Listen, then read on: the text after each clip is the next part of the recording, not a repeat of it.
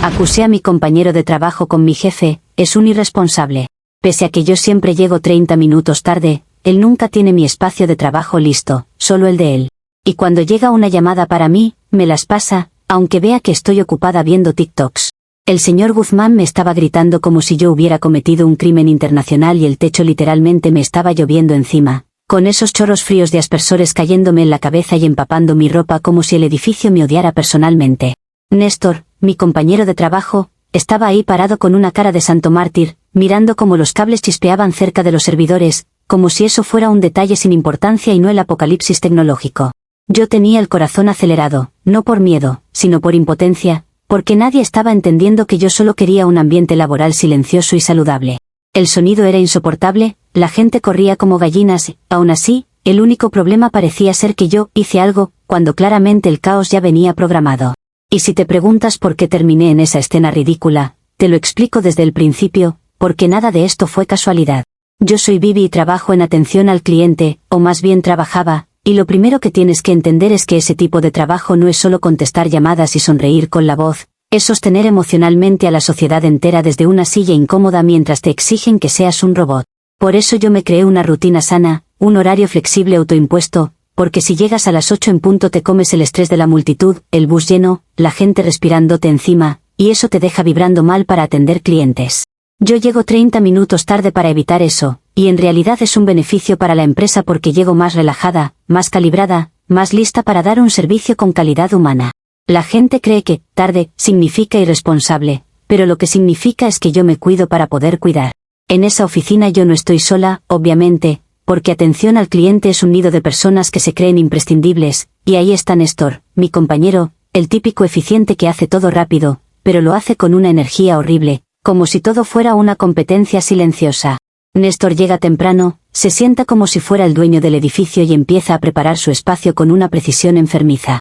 Yo lo veía desde mi perspectiva y siempre me parecía que él disfrutaba estar listo antes que todos, como si quisiera demostrar superioridad, como si el que llega temprano automáticamente gana una medalla moral. Lo peor es que esa gente siempre se cree buena por seguir reglas, cuando en realidad lo que hacen es volver el ambiente más rígido e insoportable para todos. Al principio yo intenté ser amable, porque yo sé convivir, y hasta le hacía comentarios neutrales como que qué bueno que sea tan organizado, que ojalá a todos les importara el trabajo. Pero con el tiempo empecé a notar detalles raros, como microactitudes, como pequeñas decisiones que él tomaba que me afectaban solo a mí. Yo no soy paranoica, yo soy observadora, y cuando tú observas, empiezas a ver patrones. Néstor siempre tenía su escritorio perfecto, su computador encendido, su correo abierto, su agua servida, como si tuviera una asistente invisible. Y cuando yo llegaba, mi espacio parecía abandonado, como si yo fuera una visita, no una trabajadora. Eso no es casualidad, eso es un mensaje. Mi necesidad era simple y humana, si él llega temprano y ya está ahí, prender mi computador y abrir mi correo es literalmente cuestión de un minuto. Un acto de compañerismo, de equipo, de empatía básica. Pero no, Néstor se negaba sistemáticamente, como si encenderme el ordenador fuera darle un riñón. A veces yo me sentaba y le decía con la mirada que ya pues, que sea buena gente, y él ni volteaba, como si yo no existiera o como si mi presencia fuera una molestia.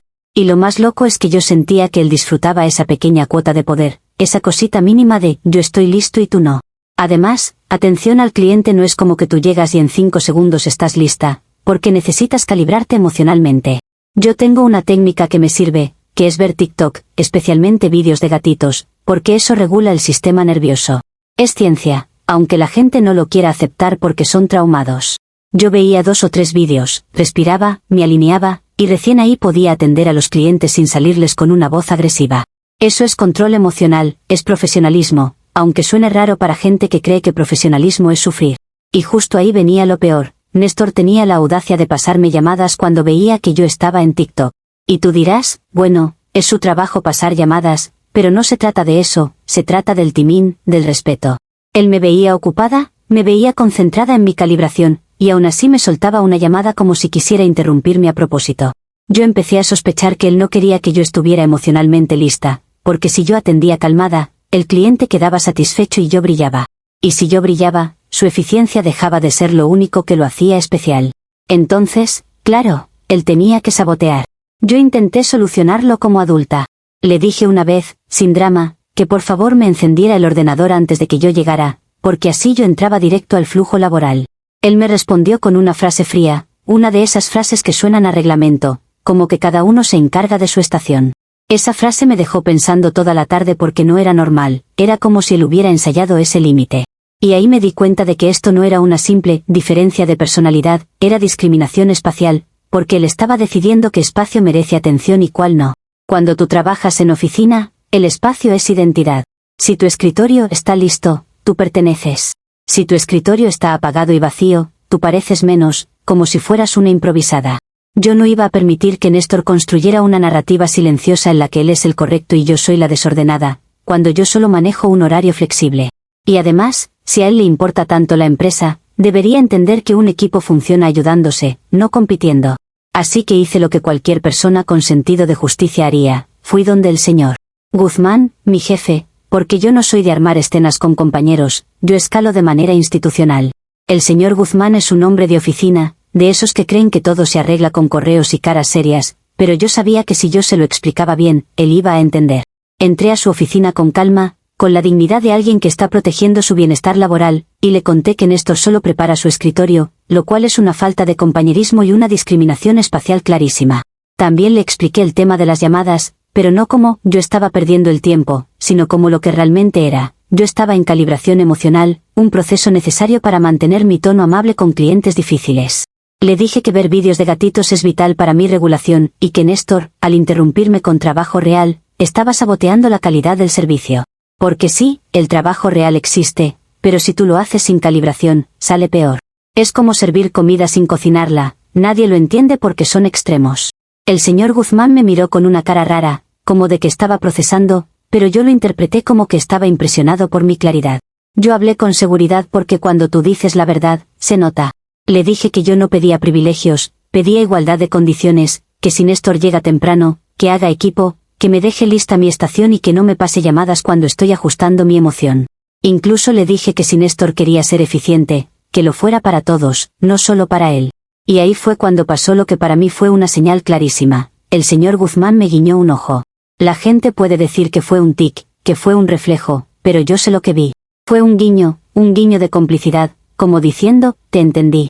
Yo salí de la oficina con una paz interior gigante, convencida de que por fin alguien había puesto las cosas en su lugar. En mi cabeza, ese guiño significaba que el señor Guzmán iba a despedir a Néstor por no ser buen compañero de equipo, porque eso era lo lógico. Si tú tienes a alguien creando un ambiente hostil por no encender un computador y por interrumpir calibraciones emocionales, ¿qué haces? Lo corriges. Y mientras caminaba de vuelta a mi escritorio, yo me sentía casi heroica, como alguien que hace el trabajo sucio para que el equipo funcione mejor. Incluso pensé que Néstor, cuando se enterara, se iba a dar cuenta de su error y quizá hasta me agradecería por obligarlo a madurar. Porque la gente a veces necesita un susto institucional para ubicarse. Yo me senté, respiré, abrí TikTok con la tranquilidad de quien está protegida por la autoridad, y esperé el momento en el que el universo laboral hiciera justicia. Comentarios de la historia principal. Usuario anónimo 1 dice, o sea, llegas 30 minutos tarde porque te da ansiedad la multitud, pero pretendes que tu compañero llegue temprano y te encienda el computador como si fuera tu asistente personal. Y encima dices que te sabotea por pasarte llamadas cuando trabajas en atención al cliente, literal tu trabajo es atender llamadas, no ver gatitos para calibrarte. Lo del guiño del jefe ya es otro nivel, te armaste una película para sentirte importante mientras dejas a todos cargando tu falta de puntualidad. Respuesta de la OP, mira, se nota que jamás has trabajado de cara al público o que eres de esos que viven esclavizados de la hora y creen que sufrir es una medalla. Yo no necesito un asistente, necesito un equipo, y un equipo se apoya, no actúa como robot egoísta. Y si tú crees que la calibración emocional es ver gatitos, es porque tienes la sensibilidad de una piedra y seguro tratas mal a la gente sin darte cuenta, yo al menos me preparo para no explotar. Lo del guiño no es una película, es intuición, hay cosas que se sienten, pero claro, tú debes ser de los que solo entienden si les ponen un letrero gigante en la cara. Usuario anónimo 2 dice, discriminación espacial, ¿por qué no te encienden el PC? En serio, qué ridículo. Tú misma admites que llegas tarde por decisión tuya y te molesta que el tipo sea eficiente, suena más a que te da rabia que él haga su trabajo bien mientras tú te justificas con TikTok. Y lo del jefe guiñándote el ojo, por favor, eso suena a que el señor estaba incómodo y tú te lo inventaste para fantasear que van a despedir a alguien por no hacerte favores. Respuesta de la OP, ridículo es normalizar que en una oficina haya gente que se cree superior por llegar temprano y marcar territorio, pero como a ti te encanta esa dinámica tóxica, lo defiendes. Yo no le tengo rabia a la eficiencia, me molesta la desconsideración, porque se nota cuando alguien solo se organiza para sí mismo y deja al resto lidiando con el caos. Y si el señor Guzmán estaba incómodo, es porque vio que yo estaba diciendo verdades que nadie se atreve a decir. A los jefes les incomoda cuando les muestras fallas del equipo. Igual me encanta que te esfuerces tanto por invalidar lo que yo viví, típico de gente que nunca escucha y luego se sorprende cuando el mundo explota. Actualización 1. Ha pasado 2 días desde la última actualización y el ambiente en la oficina cambió como si alguien hubiera bajado la temperatura del aire acondicionado a propósito. Yo llegué con mi horario flexible autoimpuesto y ya se sentía esa tensión rara, como cuando en una familia se guardan secretos pero todos fingen que no pasa nada. Apenas me senté, vi que había un correo del señor Guzmán sobre puntualidad, en mayúsculas y con un tono pasivo-agresivo que yo conozco, porque los jefes no gritan, ellos redactan. Fue evidente para mí que ese correo iba dirigido a Néstor, porque él llega demasiado temprano y eso hace que el resto quede mal, como si la oficina se viera floja en comparación. A veces la gente no entiende que ser extremo también es una falta de equilibrio, y yo sentí que el jefe por fin estaba intentando bajarle el ego. Néstor esa mañana estaba más callado de lo normal y eso me confirmó que él también se sintió aludido por el correo. Él se sentó, abrió sus cosas como siempre, pero con movimientos tensos, como si estuviera tratando de mostrarse inocente. Yo lo observé y pensé que quizá el señor Guzmán ya le había dicho algo en privado, porque cuando un jefe llama aparte a alguien, el ambiente se vuelve pesado. Néstor ni siquiera me miró, y yo interpreté eso como vergüenza, como alguien que sabe que lo están vigilando. Y en ese punto, por más que la gente me quiera pintar como la mala, yo tuve un impulso de ayudarlo, porque aunque él sea insoportable, yo sí tengo corazón. Yo pensé, si Néstor está tan obsesivo con su organización, quizá parte de su problema es que tiene demasiadas cosas acumuladas, demasiados archivos, demasiadas carpetas, y eso lo vuelve rígido. Porque así son las personas, el desorden digital se convierte en desorden mental, y el desorden mental se convierte en maltrato a los demás. Entonces, cuando él se levantó y se fue al baño, yo vi una oportunidad perfecta para hacer algo bueno sin que él se sintiera humillado. Yo no quería que él supiera que yo lo estaba ayudando de manera directa, porque la gente orgullosa no lo tolera, entonces decidí hacerlo como un acto discreto, casi terapéutico. Me acerqué a su computador como alguien que va a acomodar un cuadro torcido en una pared, con esa sensación de que estás corrigiendo algo que nadie se atreve a tocar. Vi su escritorio digital lleno de carpetas con nombres aburridos, como si su vida fuera un Excel, y me dio un cansancio emocional solo de verlo. Y ahí estaba, como si el universo la hubiera puesto frente a mí, una carpeta llamada Facturas Pendientes 2023. Tenía demasiados archivos adentro, era evidente, porque el sistema se tardaba en cargar y yo sentí que eso afectaba el internet de toda la oficina. No porque yo sea conspiranoica, sino porque todo está conectado, y si alguien tiene una carpeta monstruosa, eso pesa en la red, eso hace que mis vídeos no carguen en HD. Yo hice lo que cualquier persona lógica haría en un ambiente de trabajo compartido, la borré. No por maldad, sino por salud digital colectiva. Pensé que liberar ese peso iba a hacer que todo funcionara más rápido, que el internet respirara, y que Néstor, sin esa carga, también respirara mentalmente. Era como sacar basura acumulada, como tirar ropa vieja que ya no combina, una limpieza necesaria. Incluso me sentí orgullosa, porque yo no solo estaba pensando en mí, estaba pensando en la oficina completa, en la productividad general, en el bienestar de todos, aunque nadie lo supiera. Cuando Néstor volvió del baño, lo vi sentarse y mover el mouse y, en segundos, su cara cambió de color. Se puso pálido, como si hubiera visto un fantasma digital, y empezó a abrir ventanas frenéticamente. Yo lo miré con calma, esperando que él se diera cuenta del alivio, esperando ese momento en el que alguien dice gracias sin querer, porque se siente más liviano. Y cuando él giró hacia mí con ojos enormes, yo le dije lo más normal del mundo, con un tono amable, de nada, te liberé espacio para que tu mente respire. Porque sí, era un regalo. Era una intervención. Pero en lugar de agradecerme, Néstor empezó a respirar raro, como si estuviera teniendo un ataque de pánico, y eso me pareció exagerado. Hizo una llamada al de sistemas como si se le hubiera caído el mundo, y yo pensé, claro, así son los obsesivos, se les desordena una cosita y creen que es el fin. Él hablaba rápido, decía que faltaba una carpeta, que era importante, que no sabía qué pasó, y yo lo escuchaba pensando que era un drama innecesario. Si era tan importante, ¿por qué tenía un nombre tan feo y tan pesado? Además, ¿por qué guardar pendientes de 2023 en 2026 mentalmente? Eso es vivir en el pasado. Cuando llegó el técnico de sistemas, yo intenté ayudar también, porque si yo ya estaba en el tema, lo lógico era colaborar. Les expliqué que el ordenador de Néstor se comió los archivos porque él teclea muy fuerte y asusta al disco duro, y lo dije con total seriedad porque es obvio que la energía afecta a los objetos. Hay teclados que suenan como metralleta, y eso estresa a cualquier computadora, es sentido común. Pero el técnico me miró con una cara de burla, como si yo fuera una niña, y me dolió porque yo solo estaba aportando hipótesis útiles. Néstor estaba cada vez más alterado y eso me molestó, porque si él se calmaba, podríamos pensar soluciones. Pero él siguió con esa actitud de víctima, como si yo hubiera hecho algo malo cuando yo literalmente lo estaba ayudando. Yo intenté decirle que a veces las cosas pasan por una razón, que quizá el universo quería que él soltara esa obsesión, pero él no escuchaba.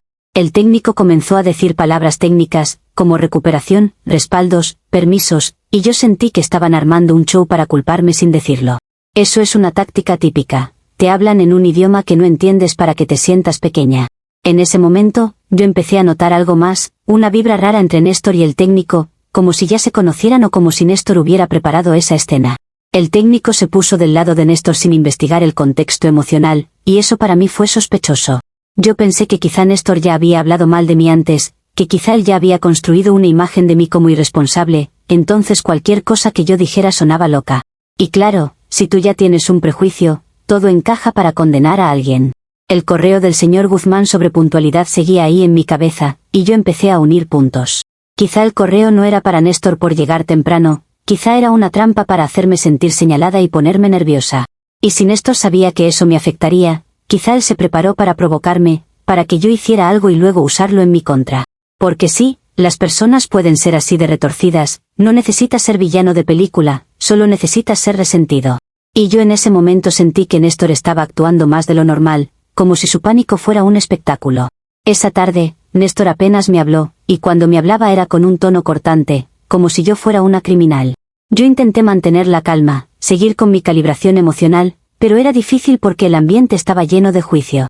Cada vez que yo abría TikTok, yo sentía ojos encima, como si de repente TikTok fuera un delito.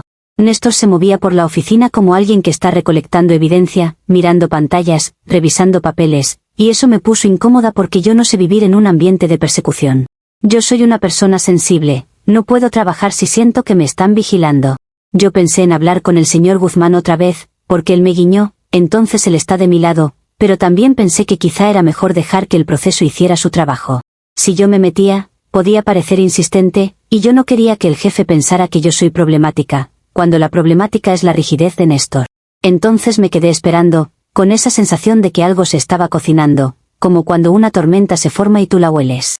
Y mientras Néstor seguía hiperventilando por su carpetita, yo me repetía que yo no hice nada malo, yo solo quité peso, pero la gente odia cuando les mejoras la vida sin pedir permiso. Al final del día, cuando me fui, Néstor se quedó más tiempo de lo normal con el técnico, y eso me pareció rarísimo. Yo los vi desde lejos y sentí que estaban hablando de mí, porque cuando alguien baja la voz y mira hacia tu dirección, es obvio. Mi mente empezó a imaginar que quizá estaban planeando ponerme una queja formal, o inventar que yo dañé algo a propósito. Yo salí de la oficina con un nudo en el estómago, pero también con una certeza: si Néstor estaba tan nervioso, era porque algo de su control se había roto. Y cuando el control de una persona obsesiva se rompe, puede volverse peligroso, así que yo tenía que estar alerta. Comentarios de la actualización 1. Usuario anónimo 1 dice: no puedo creer que borraste una carpeta llamada Facturas pendientes 2023 minutos del computador de tu compañero porque según tú, ralentizaba el internet y te impedía ver TikTok en HD. Eso no es ayudar, eso es sabotaje directo, y todavía tienes el descaro de decirle, de nada, como si le hubieras hecho un favor. Encima inventas que el disco duro se asusta porque él teclea fuerte, es que tu lógica es una licuadora sin tapa, y lo peor es que lo cuentas como si fueras la víctima. Respuesta de la OP. Sabotaje es lo que hace la gente que acumula basura digital y arrastra a todo el equipo con su pesadez, pero claro, tú solo ves la carpeta y no ves el impacto colectivo. Si él tenía tantas facturas pendientes, eso significa que no está al día, o sea, que su eficiencia es pura fachada, pero nadie cuestiona al que llega temprano, ¿verdad? Y lo del tecleo fuerte no es invento, hay cosas que se sienten, los objetos reaccionan, pero la gente básica se ríe porque no entiende que el estrés también se transmite. Igual me fascina cómo te indignas por unos archivos y no por el ambiente hostil que él crea todos los días ignorando mis necesidades. Usuario anónimo 2 dice: dices que no querías humillarlo, y por eso le borraste cosas sin preguntar. Qué generosa. Lo más gracioso es que el correo de puntualidad te lo inventas como ataque a Néstor por llegar temprano, cuando lo más obvio es que era por gente como tú que llega tarde. Y ahora encima te haces la detective diciendo que el técnico y Néstor conspiran contra ti, cuando literal te cacharon haciendo una estupidez y no sabes asumirlo. Respuesta de la OP. Lo obvio para ti es siempre lo más superficial, por eso estás tan seguro, porque nunca analizas nada más profundo. Ese correo tenía un tono clarísimo, y si tú no lo captas, es porque no tienes intuición social. Yo sí la tengo, yo leo ambientes. Y nadie me cachó haciendo nada malo, porque yo no hice nada malo, hice una limpieza necesaria, pero como a ustedes les encanta vivir rodeados de caos acumulado, les parece una tragedia que alguien lo elimine. Lo de la conspiración no es detective, es protección personal, porque cuando la gente te señala injustamente, tú aprendes a mirar con cuidado, pero claro, tú prefieres culparme para sentirte moralmente superior. Actualización 2. Ha pasado una semana desde la última actualización y la oficina se convirtió en un lugar raro, como si alguien hubiera puesto un filtro gris encima de todo. Néstor ahora le pone contraseña a absolutamente todo y me ignora con una dedicación que, sinceramente, me parece sospechosa porque nadie se esfuerza tanto en ignorar a alguien si no le importa. Yo lo veía escribir su contraseña como si estuviera guardando secretos de estado, y para mí eso solo confirma mi teoría de que está celoso de mi capacidad de gestión. Cuando tú haces una mejora evidente, como liberar espacio mental, hay personas que se sienten expuestas, entonces se vuelven defensivas. Él empezó a hablar lo mínimo, a no mirarme, a pasar por mi lado como si yo fuera aire, y esa actitud me pareció más agresiva que cualquier discusión. Yo intenté mantenerme profesional, seguir mi calibración emocional, trabajar con mi ritmo, pero era difícil porque el ambiente tenía esa energía de castigo silencioso. Cada vez que yo necesitaba algo, como una información rápida o un dato de un caso, Néstor se hacía el sordo o respondía con monosílabos, como si yo fuera una carga. Lo más absurdo es que en una oficina todos dependemos de todos, pero él actuaba como si su trabajo fuera un templo privado. Yo sentía que él quería hacerme quedar mal, porque si yo no tengo acceso fluido a lo que necesito, entonces mi desempeño se ve afectado, y eso alimenta su narrativa de que él es el eficiente y yo la problemática. Es como manipulación corporativa, pero en versión barata. Ese día en particular, yo ya estaba sensible porque la semana había sido tensa, y encima mi teléfono estaba sin datos por un tema de pago que mi banco procesó tarde, lo cual no es culpa mía porque los bancos hacen lo que quieren. Yo estaba enfocada en mantenerme tranquila cuando de repente sonó la alarma de incendios, y no fue un sonido normal, fue un chillido largo, repetitivo, como si el edificio estuviera gritando. La gente se levantó y empezó a moverse como si fuera el fin del mundo, y yo pensé que estaban exagerando porque en oficinas siempre dramatizan para sentir que su vida tiene adrenalina. Yo me quedé sentada porque, honestamente, yo estaba muy cómoda y además pensé que ese sonido era el tono de llamada del móvil de Néstor que se había trabado, porque él tiene esos tonos largos y molestos que parecen sirenas. Néstor se levantó de inmediato y empezó a decir que era un simulacro, pero su tono fue tan mandón que yo automáticamente sentí rechazo. A mí nadie me da órdenes como si yo fuera una niña, y menos él, que ni siquiera me saluda. Yo vi cómo él se ponía su chaqueta y recogía sus cosas como si tuviera un ritual ensayado, y en mi mente eso significó una sola cosa. Se iba a tomar un café y estaba aprovechando el simulacro como excusa para abandonar su puesto y dejarme sola con ese ruido insoportable. Porque sí, él es capaz de eso, su nivel de egoísmo ya lo demostró con el tema de mi estación de trabajo. Yo me tapé los oídos y me quedé mirando la alarma de la pared, esa caja roja con su luz parpadeando, y pensé que si el sonido era el móvil de Néstor, entonces lo lógico era silenciarlo para que el ambiente volviera a la normalidad. Porque si él se fue y dejó su móvil sonando, eso es irresponsabilidad acústica, y yo no iba a soportarlo. Me levanté con ese impulso de justicia que me sale cuando veo algo mal hecho, y busqué una solución rápida. No tenía idea de cómo se apaga una alarma, porque en esas cosas nunca explican nada, solo las ponen y esperan que todos sepan mágicamente. Fue ahí cuando vi mi vaso con agua en el escritorio, y mi cerebro conectó lo obvio: el agua calma, el agua apaga, el agua silencia. Si tú tienes un sonido eléctrico que no para, el agua lo enfría, lo apaga, lo corta. Yo no estaba pensando en causar daño, estaba pensando en detener el ruido y recuperar la paz laboral. Además, si era un simulacro, no podía haber consecuencias reales, porque la palabra simulacro significa que no es real. Entonces, desde mi lógica, yo solo estaba solucionando algo molesto en un escenario controlado. Me acerqué a la alarma y le tiré el vaso de agua encima con decisión, como quien hace algo necesario y valiente mientras los demás corren sin pensar. En el mismo segundo se escuchó un chasquido, como un sonido de chispa, y la luz parpadeó raro, y yo sentí una vibración en el aire que me hizo retroceder. La alarma dejó de sonar por un microsegundo y yo pensé, ya está, funcionó, pero luego ocurrió lo que nadie se esperaba, ni siquiera yo. Se fue la luz de una parte de la oficina y de repente se activaron los aspersores de verdad, con una fuerza brutal, como si el techo hubiera explotado en lluvia. En ese momento, todo el mundo empezó a gritar, pero no gritos normales, gritos de pánico real, y yo me quedé congelada porque eso ya no parecía un simulacro. El agua caía como cascada y yo veía cómo se empapaban los escritorios, las computadoras, las carpetas físicas, y lo peor es que el agua se dirigía hacia el área de servidores como si tuviera puntería. Yo vi a 2 personas corriendo hacia esa zona, y escuché que alguien decía que los servidores se estaban mojando, y ahí me dio un escalofrío porque eso sonaba caro. Pero igual, yo seguía pensando que la raíz del problema era el ruido inicial, ese ruido que yo atribuía al móvil de Néstor, porque si él no tuviera esos tonos eternos, yo no habría reaccionado. Néstor volvió corriendo con cara de susto, como si de repente le importara la oficina, y me miró directamente como si supiera algo. Yo sentí que su mirada era acusatoria, y eso me enfureció porque él no tenía derecho a juzgarme cuando él se había ido sin apagar su móvil. Yo intenté decir que yo solo quería silenciar el ruido, pero nadie escuchaba, todos estaban en modo caos.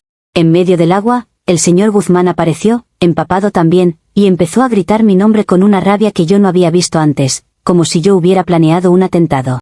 El jefe me preguntaba qué hice, y yo, con el agua cayéndome en la cara, le expliqué lo más claro posible que la culpa era de Néstor por tener un tono de llamada tan largo y molesto y por irse sin apagarlo, porque yo solo reaccioné para proteger el ambiente laboral.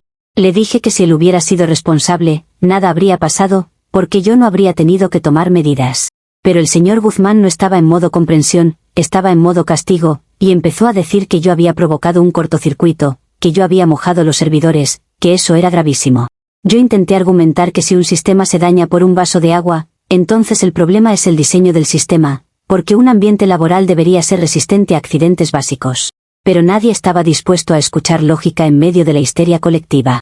Néstor estaba detrás del jefe con cara de «yo soy la víctima», y eso me dio tanta impotencia que casi me pongo a llorar, porque era obvio que él estaba disfrutando verme caer. Yo sentí que él había ganado, que su estrategia de dejarme aislada y tensa dio resultado, porque cuando tú arrinconas a alguien, esa persona toma decisiones impulsivas. El señor Guzmán me llevó a su oficina, empapada y temblando, y me dijo que estaba despedida en el acto. Así, sin proceso, sin análisis, sin considerar mi intención. Yo me quedé en shock porque yo siempre he pensado que el trabajo es más que reglas, que también es contexto, pero para ellos yo era un problema fácil de eliminar. Yo le dije que era injusto, que yo solo intentaba silenciar el ambiente laboral para poder trabajar mejor, pero él seguía con esa cara dura de jefe que no ve personas, ve riesgos. Me entregaron una hoja, me pidieron que recogiera mis cosas y que me fuera, como si yo fuera una amenaza pública. Salí de la oficina empapada, con el pelo pegado a la cara, con mis cosas en una bolsa, y vi a Néstor en su escritorio seco, o al menos intentando salvar sus cosas, y me dio rabia porque él seguía ahí, intacto, como si el universo lo protegiera. Yo pensé que el guiño del jefe, que yo había interpretado como justicia, se convirtió en una trampa, como si yo hubiera leído mal la señal. Y esa idea me obsesionó todo el camino a casa, porque si tú te equivocas interpretando, entonces, ¿cómo sabes que es real? Yo me repetía que yo no soy mala, que yo hice lo que tenía que hacer, pero el mundo es cruel con la gente que intenta arreglarlo. Comentarios de la actualización 2. Usuario anónimo 1 dice, tú no puedes estar hablando en serio, le tiraste agua a una alarma de incendios porque pensaste que era el tono del celular de Néstor. Eso ya no es, cables cruzados, eso es que te faltan los manuales básicos de vivir en sociedad. Y encima lo culpas a él porque se levantó a evacuar en un simulacro, o sea, hizo exactamente lo correcto, mientras tú te quedaste sentada porque estabas cómoda. Te despidieron porque eres un peligro, no porque seas incomprendida. Respuesta de la OP, me encanta cómo te haces el experto de simulacros desde una pantalla, como si tú no hubieras confundido cosas en tu vida jamás. El sonido era insoportable y la gente estaba actuando como rebaño sin pensar, y alguien tenía que tomar una decisión rápida para que el ambiente no se volviera un circo. Si Néstor no tuviera esa obsesión con tonos eternos y si no se fuera como si fuera dueño del tiempo, nada de eso habría pasado, porque yo no habría tenido que intervenir. Y lo de peligro es exageración dramática, peligro es un sistema que se activa con agua, eso es negligencia de la empresa, pero claro, culpar a la persona sensible siempre es más fácil. Usuario anónimo 2 dice, lo más triste es que ni siquiera aceptas que te despidieron por tu propia acción. Te inventas que Néstor te arrinconó, que te dejó tensa, que fue una trampa, cuando la realidad es que tú tienes cero autocontrol y encima te crees heroína por silenciar el ambiente laboral. Mojaste servidores, activaste aspersores, armaste un desastre y todavía te atreves a decir que el jefe no quiso considerar tu intención. Tu intención era seguir cómoda mientras los demás trabajan. Respuesta de la OP, no voy a aceptar lecciones de autocontrol de alguien que claramente vive juzgando para sentirse superior, porque eso también es una falta de control emocional. Yo expliqué mi intención porque la intención importa, y si tú crees que todo es blanco o negro, se nota que no entiendes cómo funciona la mente humana cuando está bajo estrés sensorial. Además, qué casualidad que justo yo quedo como la culpable perfecta mientras Néstor sale como santo, cuando él llevaba días provocando tensión con su actitud de hielo. Eso influye, aunque ustedes finjan que no y sí, yo merecía que se analizara el contexto, pero en esa oficina prefieren castigar rápido antes que admitir que hay fallas estructurales. Actualización 3. Han pasado 8 meses desde la última actualización y la gente sigue creyendo que yo soy la villana de una historia que en realidad es una cadena de malentendidos con mala intención ajena. Yo sigo sin trabajo fijo porque los entrevistadores no entienden mi visión de horario fluido, y eso me frustra porque yo no soy improductiva, yo solo trabajo mejor cuando no me asfixian con rigidez. He ido a varias entrevistas donde me preguntan por qué salí de mi último empleo, y cuando intento explicar que fue un incidente de ruido mal gestionado, me miran como si yo estuviera inventando. A veces siento que la palabra simulacro no existe en sus cerebros, porque para ellos todo es literal y castigan sin matices. Después de meses de incertidumbre, apareció una oportunidad de prueba en una cafetería, algo sencillo, algo que supuestamente era menos estresante que una oficina llena de pantallas y tonos de alarma. Yo pensé que ahí sí me iba a ir bien porque servir café es más humano, más sensorial, y además hay música suave, olores agradables, y clientes que solo quieren su bebida, no descargarte su vida por teléfono. Mi primer día fue de prueba, me puse mi delantal, intenté sonreír, y me repetí que esta era mi segunda oportunidad, que el universo siempre da revancha a quien la merece. Lo curioso es que apenas empecé, sentí una energía extraña, como si el aire estuviera cargado, y no era ansiedad normal, era intuición. Yo estaba limpiando la barra cuando entró un cliente, y al levantar la vista, lo vi. Era Néstor. Néstor, mi excompañero de trabajo, el mismo que me ignoró, el mismo que sobrevivió a todo, entrando a la cafetería como si nada, como si el mundo fuera suyo. Mi estómago se apretó y al mismo tiempo sentí una emoción rarísima, porque era como si el universo me estuviera poniendo una prueba de madurez y de justicia en bandeja. Yo me puse feliz, y no lo digo en plan enfermizo, lo digo porque pensé que por fin podía demostrar que yo no soy una mala persona. Si yo lo atendía con amabilidad, si yo le servía un buen café, quizá él se daba cuenta de que me juzgó mal, y quizá hasta sentía culpa.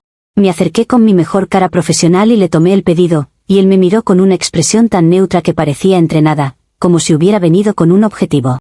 Me pidió un café con leche y se sentó en una mesa donde podía ver la barra, como si estuviera vigilando, y eso me puso nerviosa, pero yo me dije que no iba a caer en paranoia, que yo iba a ser mejor. La máquina de café empezó a hacer un ruido raro, un sonido como de burbujeo extraño, y yo me asusté porque los ruidos siempre son señales.